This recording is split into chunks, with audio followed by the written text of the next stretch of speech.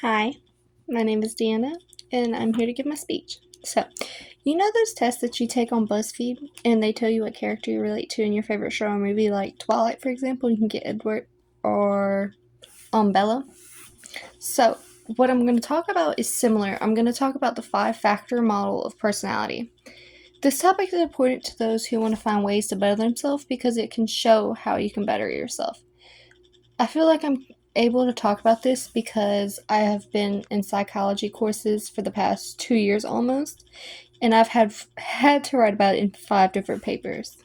So there are three main things we're going to be talking about with the 5-factor method: who created it, what exactly the 5-factor model is, and why is it important.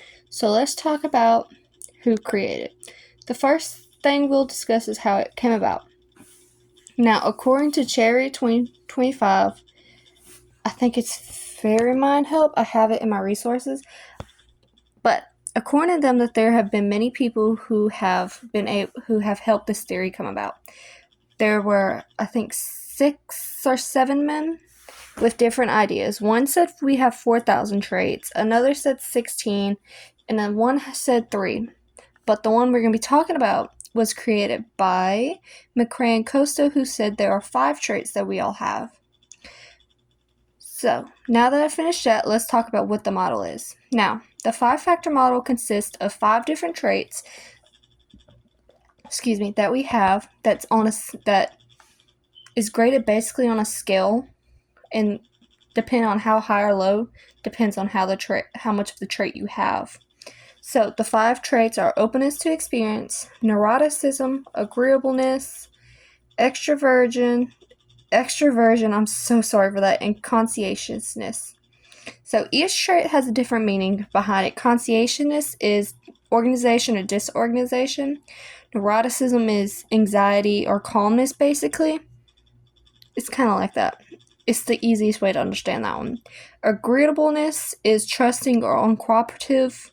Openness to experiences, like in the name, trying new experiences are being closed off. And extroversion is social or reserved. So, like I said, it's a scale. So we'll be working with the scale. So say if you have higher levels of extroversion, like up here, that means you're a very social person, that you have very sociable qualities. But if you're lower, that means you're more reserved and more antisocial, basically. So you see how those work? It's basically positive and then negative traits.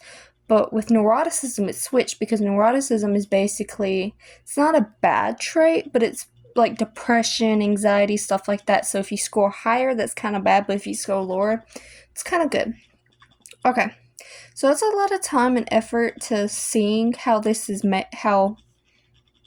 model works, but it's actually very interesting once you get to do it because it can show you how you can improve yourself, basically. Alright, now let's talk about the last thing, which is how important this model is, basically. Like I said, it can show you what can be improved. Oh, I'm so sorry. I forgot to have my last citation. It's Grice and Halsman 2025. It's also in my references, so I'm sorry. Let's go back to the last point. I'm sorry. Alright. According to same Grice and Halsman, there are people who think that this theory is too narrow for everybody because it's very general, but it has a purpose because it can help those who feel like they need help. Yeah, I was on the right point. I'm sorry. It can help predict the areas that you're good in, the areas that you're bad in. Because, for example, we want to be a little bit like openness to experience. We want to try new things once in a while. Because, I mean, if you only have one life, so having higher levels of openness to experiences is good because you're not so closed off and not trying new things. So, I believe if you're someone that wants to learn how to help themselves, taking one of these can give you a better outlook on life because, I mean, like I said, it is too short, and if you want to help yourself, it breaks it down to where you can understand how you can help yourself. Alright, so let's review. We talked about the 3 main points of the 5-factor model, who created it, what it is and why is it important.